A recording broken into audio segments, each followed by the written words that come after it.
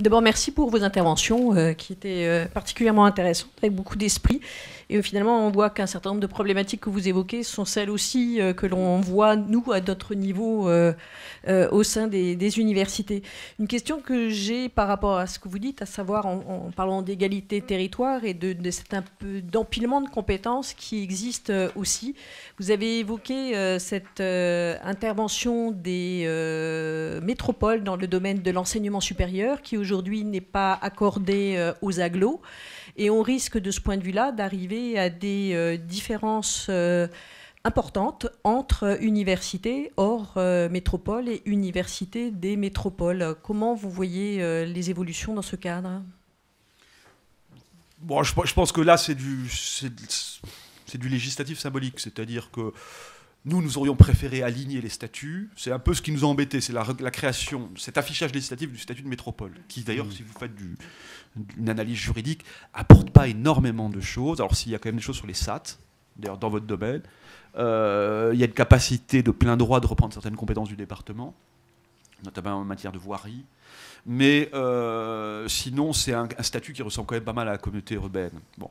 Ce que nous avons regretté, c'est qu'on recrée en effet, et déjà il ne faut pas, à mon avis, trop recréer la première, la deuxième, la troisième, quatrième, cinquième division. D'abord, ça donne l'impression, en effet, tous ces statuts, nous on serait plutôt pour un statut générique d'intercommunalité. Après, les métropoles existent, c'est la métropole du géographe qui existe. Voilà, le Grand Paris existe. Et après, il y a des institutions pour gouverner ces réalités physiques. Maintenant, le législateur n'a pas voulu donner la même compétence de plein droit à l'intercommunalité, mais le législateur n'a pas dit que les agglomérations n'avaient pas le droit d'intervenir. Donc il faut simplement que les communes acceptent d'habiliter leur intercommunalité. C'est le cas déjà à Orléans, qui n'est pas métropole, mais il y a déjà la compétence enseignement supérieur. Nous aurions préféré que ça soit, à l'instar des communautés urbaines et des métropoles, une compétence de plein droit. Bon, c'est pas très grave, parce qu'on pense que les communes accepteront, sauf dans des endroits où ça se passe pas très bien entre la ville-centre, ça existe, hein, et l'intercommunalité. Voilà. Et on pense que très vite on reviendra sur un alignement. Là, on a créé trop de divisions. Nous sommes pour la fusion des statuts de communauté d'agglomération et communauté urbaine. Maintenant que les grandes communautés urbaines sont devenues métropoles, on pense qu'il n'y a plus la place pour des statuts aussi différents. Voilà. Donc je vous réponds un petit peu, mais je pense que ça n'empêchera pas les agglomérations d'agir. Beaucoup ont déjà une compétence. Je ne sais pas, que ce soit Blois, que ce soit Orléans, que ce soit plein d'autres. Hein. Saint-Brieuc, que ce soit Albi, il a fait plein de choses, Rodez, que ce soit des petites agglomérations, des plus grandes, Valenciennes. Allez, à Valenciennes, notre secrétaire national, Valérie Létard, a poursuivi la politique de Jean-Louis Borloo. L'agglomération fait tout. Donc ça ne va pas interdire, voilà. Je vous rassure en tout cas, disons que c'est pas parce que le législateur n'a pas voulu donner la compétence de plein droit que ça interdit à l'agglomération d'agir. Voilà. Oui, et inversement, c'est pas parce qu'on a la compétence que pour autant ça déclenche de l'appétit à agir. À la limite, c'est presque plus intéressant de ne pas avoir la compétence, de ne pas être obligé, du coup, de se doter de la volonté d'agir via l'intérêt communautaire, par exemple, ce qui témoigne d'une véritable envie d'intervenir. Alors que le fait d'avoir la case enseignement supérieur, c'est pas ça qui va forcément déclencher une politique, ou en tout cas une politique vraiment active, construite d'enseignement supérieur. Encore une fois, méfions-nous. Alors après, il peut y avoir des jeux. Ce que vous allez voir, vous le savez déjà tous, à mon avis, c'est certain. Peut-être veulent parfois être protégés pour ne pas avoir à être sollicités financièrement, parce qu'aujourd'hui aussi, il y a des endroits où il y a un certain nombre d'institutions, d'intercommunalités également, qui sont budgétairement asphyxiées. Ça dépend des politiques d'investissement des années précédentes, mais personne n'avait prévu 11 milliards de réduction sur 3 ans des dotations. Vos problèmes financiers, on a les mêmes. Donc certains, de temps en temps, à mon avis, s'abritent derrière le fait qu'ils n'ont pas la compétence pour ne pas répondre aux présidents d'université. En disant, je ne peux pas agir, je n'ai pas la compétence. Bon. Mais généralement, il faudrait qu'on regarde, d'ailleurs, je vais demander à mes équipes de regarder, en effet, quelles sont les agglomérations qui n'ont pas une compétence qui permet d'intervenir. Alors après, il peut y avoir un libellé de compétences. Nous, ce qu'on avait voulu, c'était une sorte de libellé large de promotion, de soutien des activités d'enseignement supérieur et de recherche. Et des activités aussi de soutien à l'innovation. Parce que l'innovation, vous avez bien, Madame la Présidente, vous avez bien souligné, mais l'innovation, c'est pas une compétence, l'innovation, c'est un processus, l'innovation. En plus, l'innovation, c'est pas uniquement l'université, l'innovation, même une petite PME, elle doit faire l'innovation. Et puis, il ne faut pas, de nous, les collectivités. Moi, j'enseigne un peu le développement économique local à la fac. Déjà, soyons très modestes. On soutient les entreprises, mais le développement économique, c'est d'abord les entreprises. Donc, nous, ce qu'on nous, ce que nous voulions, c'était une sorte d'habilitation législative pour les agglomérations d'agir de manière très très large sur le soutien de l'enseignement supérieur. Dans certains statuts de communauté d'agglomération, c'est juste sur le patrimoine immobilier, par exemple. Mais vous n'avez pas le logement étudiant. Donc là, nous, ce qu'on voulait, c'est une compétence un peu plus, encore une fois, de soutien. Hein. Et puis après, il y aura des sujets. Alors, est-ce que si la loi ne vous donne pas la compétence, il faut que ce soit les statuts que votent vos communes. Et les communes, elles peuvent être plus ou moins restrictives ou plus ou moins larges. Dans la question, ça serait est-ce qu'on met le logement étudiant, est-ce qu'on met soutien aux bibliothèques universitaires c'est là aussi, Nicolas, où c'est intéressant que les universités, l'enseignement supérieur, soient présents d'une manière ou d'une autre dans les débats qui président à l'élaboration du contenu même de la compétence. Que ça puisse faire l'objet éventuellement. Alors, je ne sais pas exactement comment ça se fait. Alors, en général, ça se fait dans le secret un peu des conseils communautaires. Mais là, on pourrait imaginer un peu plus d'ouverture, un peu plus de présence de la communauté universitaire dans la définition de ce type de compétences. Je ne sais pas comment c'est possible. Alors, c'est important et il faut reconnaître une chose que peut-être certains d'entre vous voient, c'est que parfois les villes-centres ne veulent pas se dessaisir de ce qui fait quand même le cœur de leur politique municipale, surtout dans une assemblée intercommunale, notamment dans le modèle précédent. Parce que maintenant, le législateur et le Conseil constitutionnel nous ont imposé de rééquilibrer les conseils intercommunaux en fonction de la population des communes. Mais pour construire l'intercommunalité, souvent, il y a eu des communautés où c'était une commune, une voix. Donc vous aviez un conseil communautaire où prédominait, par exemple, la voix de petits maires ruraux qui n'étaient pas forcément très il n'y a pas de petits maires, il y a des maires de petites communes, attention. J'ai dit petits maires, oui, ça c'est typique du monde local. De maires de petites communes rurales, voilà, on dit les grands maires et les petits maires dans le monde des collectivités. Tu as tout à fait raison. Les maires de petites communes, parce qu'il y en a qui sont très grands par la taille, maires de petites communes rurales dont les préoccupations sont pas forcément, dans les arbitrages budgétaires de l'intercommunalité, sont pas forcément très favorables à l'université. Donc il peut y avoir toutes les configurations locales. Oui, vous avez une question. Merci. Je viens d'une région que Philippe Estab connaît bien, puisqu'il s'agit de Midi-Pyrénées. Midi-Pyrénées, c'est une métropole toulousaine très importante, avec en gros 90% de l'activité enseignement supérieur et de recherche, mais c'est aussi 10 sites universitaires de proximité qui d'abord irriguent le tissu socio-économique, mais qui permet aussi d'aller chercher les talents, les former partout où ils sont. Bon. Moi, ce qui m'étonne un peu dans les interventions, mais qui est très intéressant, d'ailleurs, ça m'étonne, c'est dit de manière tout à fait noble, notamment celle de Philippe Estab, c'est qu'on a l'impression quand même qu'il y a une nostalgie d'une certaine hiérarchie ou d'une certaine centralisation. Et ce que j'aimerais justement, c'est le point aveugle de votre intervention, c'est que vous précisiez la notion de chef de file. Qu'est-ce que vous mettez derrière cette notion de chef de file qui est quand même sacrément importante? Y mettez-vous une dimension décisionnelle, une dimension hiérarchique, et éventuellement, vous n'en avez pas parlé, je crois, qu'est-ce que vous pensez des modèles étrangers, notamment le modèle allemand, enfin, comment les situez-vous par rapport à un devenir possible du modèle français tel qu'il est en train d'évoluer très rapidement? Vous parlez du modèle étranger d'administration territoriale? D'administration, oui, plus particulièrement sur l'université. Hein. Plus particulièrement sur l'université, bon, enfin, d'organisation territoriale de manière générale, même si on est quand même assez éloigné. Et juste pour finir, le schéma régional d'enseignement supérieur et de recherche, c'est une réalité en Midi-Pyrénées, et c'est quand même une réalité. Alors évidemment, il y a un côté comique. Des lois, des normes, enfin, c'est effectivement un maquis épouvantable, surtout pour des gens qui sont vraiment, pour le coup, absolument pas géographes, ce qui manque. Mais c'est il y a quand même une certaine efficacité, parce que le schéma régional d'enseignement supérieur de recherche de Midi-Pyrénées, qui est opérationnel, ça a été 10 contrats de site, et ça a été une capacité dans une relation quand même qui est plutôt non hiérarchique.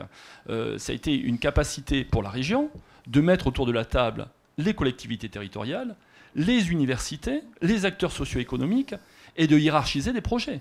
Et cette hiérarchie des projets, le fait qu'il y ait eu consensus sur chacun des 10 sites universitaires de proximité, sur des projets qui étaient prioritaires, sur les intérêts du territoire, alors pour le coup, bien, ça a permis d'organiser réellement des schémas régionaux, des CPER, etc., des financements, d'une manière certainement plus efficace et plus intelligente que ce qui avait lieu auparavant. Et pour terminer, vraiment le point critique, à mon avis, c'est que le fait que la région émerge comme chef de file, alors avec ce que vous mettrez derrière cette notion de chef de file, de mon point de vue, c'est une bonne chose. Et dans quelque chose qui fait consensus, hein, pas dans évidemment une relation hiérarchique. Le point dur, c'est quand même la montée en parallèle des communes, hein, des universités fédérales avec différents niveaux. Évidemment, on ne va pas venir là-dessus dans le détail, mais c'est le point de rencontre entre les deux. C'est-à-dire, à un moment donné, il faut quand même que les projets universitaires soient des projets des universités. Donc, comment on fait pour articuler la montée en puissance régionale et la montée en puissance des universités dans leur aspect fédéral? Bon, je pense que tu as sûrement plein de choses à dire aussi. Oui. Alors, juste pour... merci hein, de cette question, qui n'est pas des questions, en fait, je trouve que c'est plutôt des éléments de discussion très, très intéressants. Alors, d'abord, sur le schéma régional de l'enseignement supérieur tel que vous le décrivez, ça correspond effectivement très exactement à ce que, au fond, nous semblait être la réelle efficacité d'un schéma, c'est-à-dire la capacité effectivement à construire des orientations collectives entre les différents acteurs, qu'ils soient territoriaux, universitaires, etc. Et donc c'est un schéma qui vaut au fond, j'ai utilisé le terme de convention collective, mais c'est sur ce mode-là, moi, que je trouve que c'est intéressant. Et c'est pour ça que je disais, n'ayez pas peur des schémas, parce qu'en réalité, le schéma, c'est pas un mode de pouvoir étatique ou régalien qui est conféré à la collectivité. En ce sens, le chef de fila, c'est pas une autorité suprême, hein, c'est pas une autorité, le chef de fila. C'est le pouvoir ou la capacité à réunir les acteurs pour produire de la convention collective. Moi, c'est comme ça que je le prendrai. C'est comme ça que la Constitution, oui. Philippe, le définit. Oui. C'est dans la Constitution. Il y a une jurisprudence, c'est exactement comme ça que c'est dit. Et c'est ça qui est intéressant, et c'est ça qui produit quelque chose d'opérationnel, justement, au bout du compte. Puisque, en réalité, on sait bien que dans des matières de ce type-là, la collectivité ne peut en aucune façon revendiquer une espèce de monopole. C'est impossible. Voilà. Donc, on est complètement raccord, me semble-t-il, y compris avec la notion de chef de fila, pour autant qu'on l'entende comme ça. C'est vrai que, après, il y a deux dérives sur le chef de fila. C'est-à-dire qu'il y a le chef de fila qui serait interprété abusivement comme une autorité quasi-étatique, et qui, là, me semble-t-il, donnerait lieu à des contentieux dans tous les sens. Je pense que ça ne marcherait pas. Et puis, il y a le chef de fila qui serait, alors là, pour le coup, totalement hors sol, avec une incapacité politique de l'institution chef de file à organiser la concertation telle que vous la décrivez, et qui, là, ça c'est quand même pas mal le cas de pas mal de régions, en tout cas dans certains domaines, qui organiseraient du schéma hors sol, quoi, et qui ne vaudrait pas convention collective, et donc qui ne serait pas une capacité à agir. Alors, c'est marrant en même temps ce que vous dites sur Midi-Pyrénées et le système métropole-ville moyenne, finalement, qui s'est constitué à travers le schéma universitaire. Parce que vous êtes sûrement évidemment plus calé que moi dans la genèse de ce dispositif. Je trouve que c'est très intéressant parce que on voit bien comment dans ce rapport université de ville moyenne ou établissement de ville moyenne, je ne sais pas comment il faut dire, et établissement métropolitain, il y a eu des évolutions qui se sont faites avec des espèces d'ajustements que je trouve assez intéressants. C'est-à-dire qu'au fond, il y a à la fois, on voit bien comment ça a évolué, il y a à la fois des fonctions de ces établissements de ville moyenne qui sont effectivement des fonctions de proximité plutôt territorialisées. Mais en même temps, vous l'avez très bien dit, on a vu apparaître petit à petit ou s'affirmer des spécialisations de ces universités de proximité qui font qu'elles ne sont plus seulement des universités ou des établissements de proximité, mais qu'elles s'inscrivent dans des schémas réticulaires dans lesquels elles ont leur propre attractivité. Elles sont plus simplement de l'université locale, mais aussi des universités avec des spécialisations qui commencent à être visibles en dehors de leur localité. Et ça, je trouve que c'est très intéressant, parce qu'il y a quelque chose qui est de l'ordre de l'effet de système potentiel, hein, qui peut se développer, dans lequel il y a certes une forme de hiérarchie, bien sûr, mais en même temps, par le jeu des spécifications ou des spécialités, peuvent apparaître de l'offre d'enseignement et de recherche qui ne soit pas simplement confiné à tel ou tel bassin d'emploi, Albi, Tarbes, etc., mais qui puisse bénéficier à l'ensemble du système d'enseignement supérieur. Et c'est aussi une forme, moi je trouve, alors c'est ce qu'on appelle de nos voeux par ailleurs, ce qu'on appelle des formes de réciprocité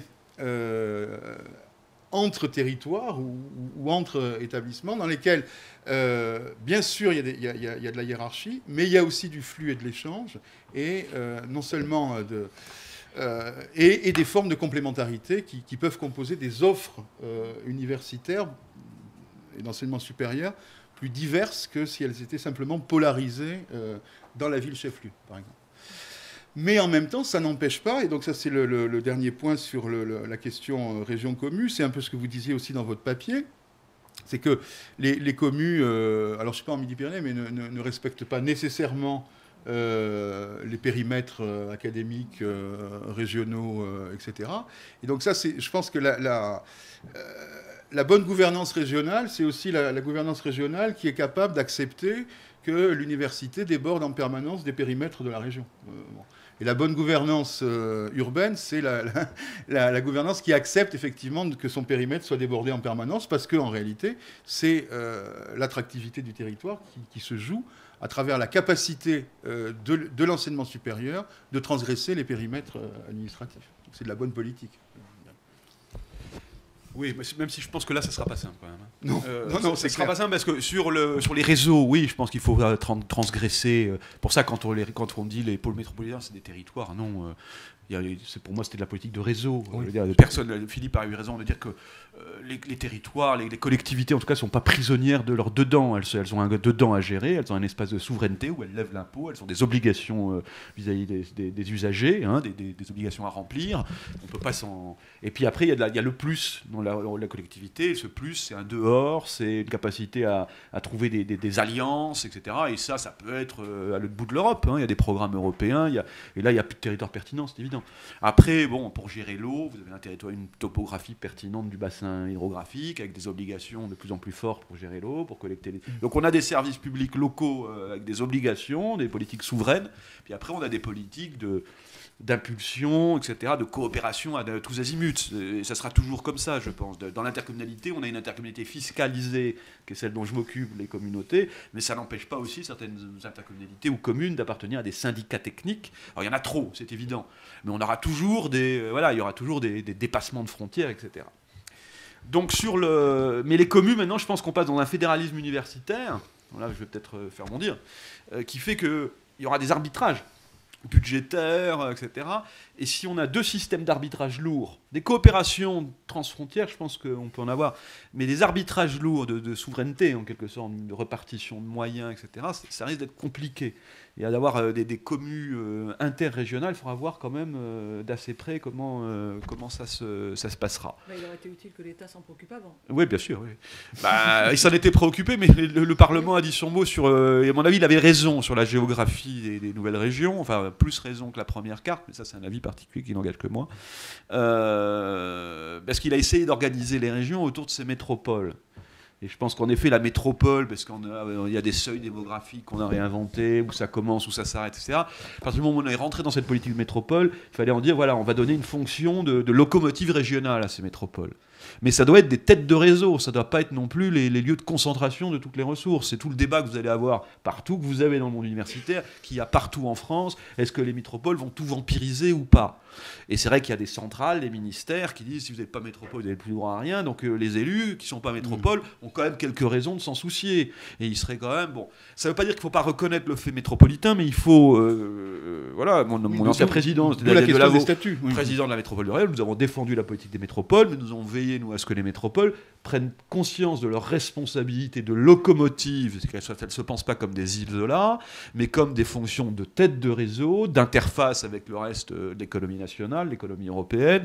Ça doit être des propulseurs ou des locomotives. Et sur le monde universitaire, c'est pareil. Pourquoi ? Parce qu'avec 2,5 millions, déjà, on a à peu près les 2 tiers, j'ai regardé, des effectifs parisiennes et dans les grandes métropoles.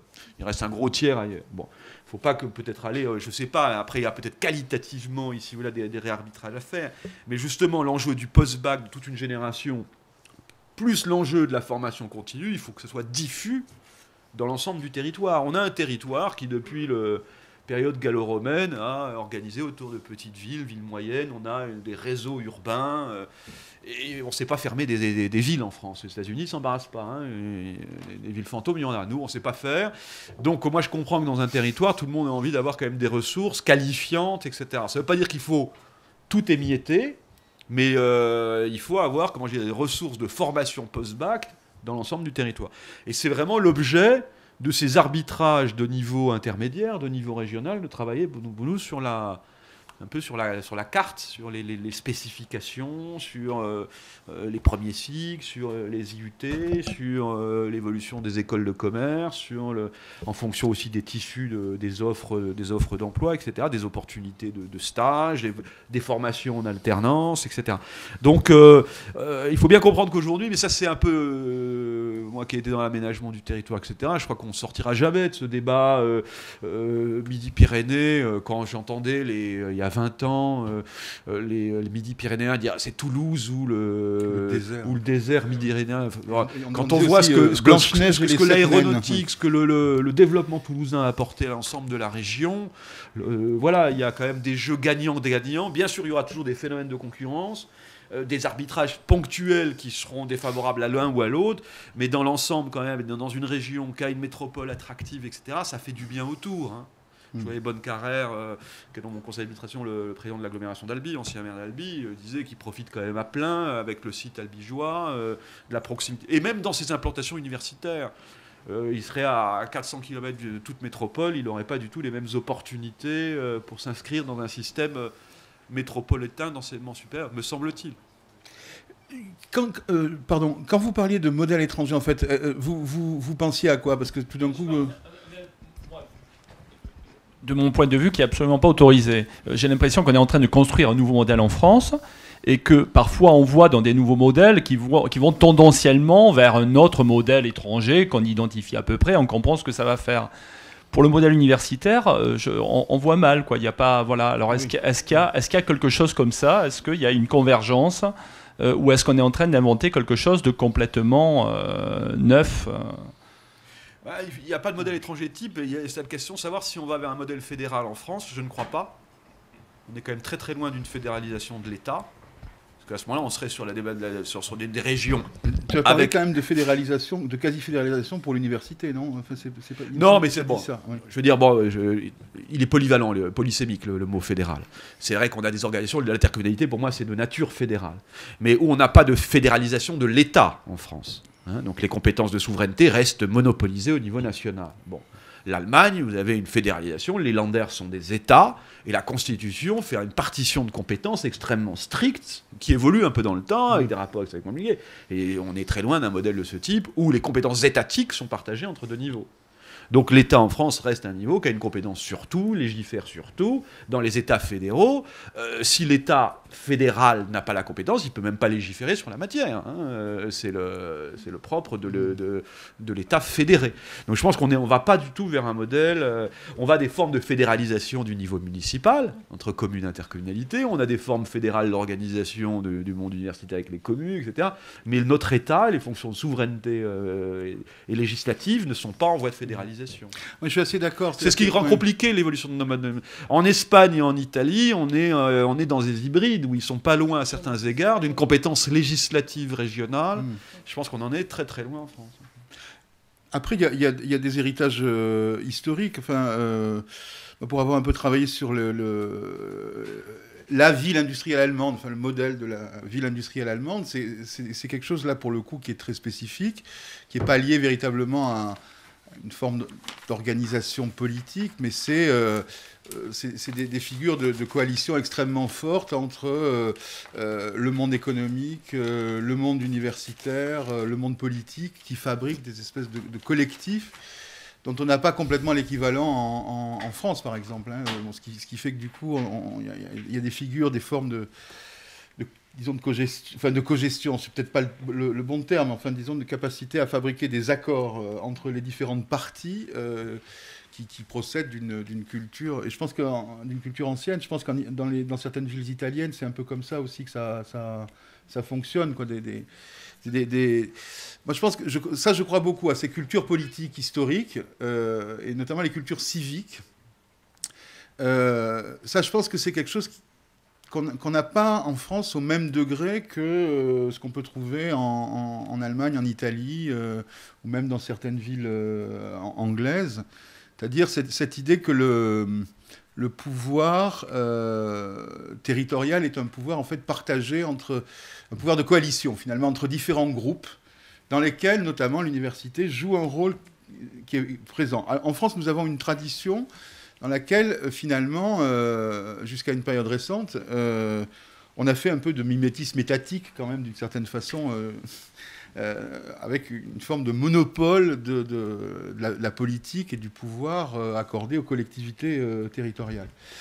Il me semble que s'il y a une évolution qui est en cours, pas simplement dans l'université, c'est d'aller plus vers des formes d'exercice de coalition, hein, dans lesquelles les différents groupes sociaux ou groupes d'intérêt ont plus de place dans l'élaboration des politiques publiques.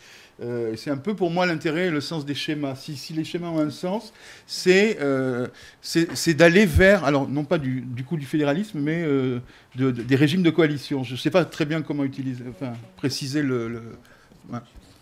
Dans lequel, en tant que corps constitué, ou en tant qu'institution, la collectivité ne sature pas la question politique sur son territoire. Un projet d'agglomération, que nous on a regardé tous les projets d'agglomération qui n'a pas une dimension universitaire, je ne sais pas ce que c'est. Hein. Après, le schéma de développement universitaire que nous appelions de nos voeux pourrait être ce qu'on appelle aussi le contrat de site, au sens, nous, vous avez bien compris, pas ce qui est devenu le contrat de site dans la loi Furaso, mais justement, il y a un établissement universitaire, plein exercice ou pas, mais enfin, voilà, quel est son déploiement, sa vision prospective, l'usage des locaux, les évolutions de demain avec le numérique, voilà, il y a des formes d'usage qui se développent aujourd'hui, le lien entre la culture, etc. Tout ça peut se mettre dans un partenariat, il faut que ça fasse partie prenante, soit d'un volet d'application, d'un projet d'agglomération. Et ce que tu dis, bon, bien sûr, c'est peut-être pas complètement abouti, mais par rapport à il y a 15 ans, moi je vois les progrès. Oui, je vois les progrès considérables. Est-ce que je peux, Hélène, rajouter juste un mot ? Bon, en fait, moi, ce que je trouve très intéressant dans ce qui se passe en ce moment, aussi bien du point de vue universitaire, mais dans plein d'autres domaines, du point de vue du gouvernement territorial, c'est qu'on est en train véritablement de chercher, de construire, alors on peut en rigoler aussi, hein, mais en tâtonnant, une voie spécifique qui s'inscrit dans la culture et la tradition politique, institutionnelle française, justement, qui est ni fédéral, quelque chose qui serait ni fédéral, ni jacobin, un truc un peu sui generis, et pour lequel, je pense, alors là, pour le coup, il n'y a pas de modèle. Mais alors, ce qui est intéressant, c'est que quand on regarde de manière générale, moi qui me suis intéressé un peu à la doctrine de la décentralisation dans d'autres pays, en réalité, il n'y a pas de doctrine de la décentralisation. C'est-à-dire que autant vous avez de la théorie en matière de droit constitutionnel, de droit public, etc., en matière de droit de la décentralisation, il y a un texte très très marrant, c'est l'OCDE qui dit la seule raison pour laquelle les États se décentralisent, c'est parce qu'ils se décentralisent. Voilà. Et donc on est aujourd'hui c'est marrant, on est en panne de modèle, en panne de théorie sur cette dimension-là de l'administration. Qu'est-ce que c'est que la figure de la bonne gouvernance infranationale? Et quand vous regardez les pays voisins, en réalité, et même l'Allemagne, ils sont en chantier permanent. C'est-à-dire que, de ce point de vue-là, c'est la vieille histoire, c'est que quand on se considère, on se désole, quand on se compare, on se rassure. Nous, on a tendance à se désoler quand on se compare, mais quand on se compare vraiment, on se rassure vraiment, si vous voulez. Et quand vous voyez la façon dont l'Italie, l'Espagne, l'Angleterre et même l'Allemagne sont sans arrêt en train de retravailler leur système d'administration, de gouvernance, d'organisation des pouvoirs, etc., etc. Je ne parle pas de la Belgique, qui est un véritable laboratoire, puisqu'ils ont inventé quand même des collectivités territoriales sans territoire, la Belgique. Hein, toi, tu parles de communautés territoriales, mais eux, quand ils disent communauté, en fait, c'est des collectivités sans territoire. Oui. Donc vous êtes géré dans votre vie, quand vous avez les pieds sur le sol, c'est la région, et quand vous avez tout ce qui concerne votre esprit, etc., c'est la communauté. Culture... Enfin bon, bref. Donc tout ça pour dire que, en réalité, cette question de l'administration politico-démocratique efficace de l'infranational n'est réglée nulle part. Nulle part. Et que nous avons la chance en plus en France, ça c'est quand même quelque chose, un héritage dont il faut remercier le jacobinisme territorial. Nous n'avons pas véritablement de processus sécessionniste. Quand vous regardez les voisins, ils sont tous d'une certaine manière en proie, alors là encore peut-être pas l'Allemagne, à des processus sécessionnistes, quasi sécessionnistes. Bon. Avez-vous d'autres questions? Bon.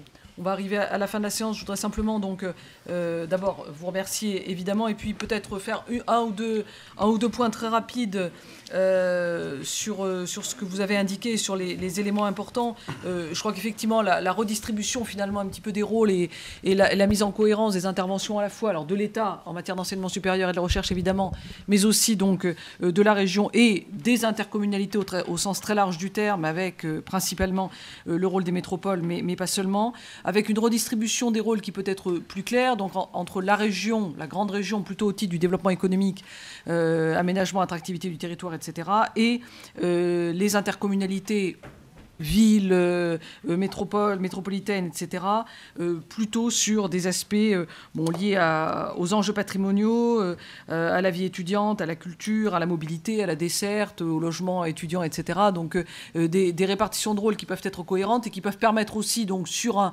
un territoire qui pourrait être la région unique, avec un ensemble de stratégies cohérentes qui permettent de prendre en charge correctement la politique publique de l'enseignement supérieur et de la recherche dans le cadre évidemment des grandes orientations de l'État, avec des responsabilités croissantes et aussi effectivement avec probablement un renforcement de la mise en concurrence des territoires compte tenu de cette évolution renforcée par un certain nombre d'éléments ces dernières années, sachant effectivement que l'enseignement supérieur et la recherche et les universités de manière générale deviennent, vous l'avez dit, une ressource fondamentale, un atout fondamental en tout cas pour les différentes collectivités, et donc nécessairement elles auront tendance à vouloir voir s'implanter un certain nombre de sites universitaires sur leur territoire. Et puis cette notion que vous avez évoquée tous les deux de manière un petit peu différente, cette notion finalement, il peut y avoir un ensemble de conventions, un réseau de conventions sur les régions ou sur un territoire peut-être plus restreint qui permettent de mieux définir ou de mieux accompagner en commun, universités, établissements d'enseignement supérieur et collectivités, une vraie politique de développement et d'attractivité sur tel ou tel élément.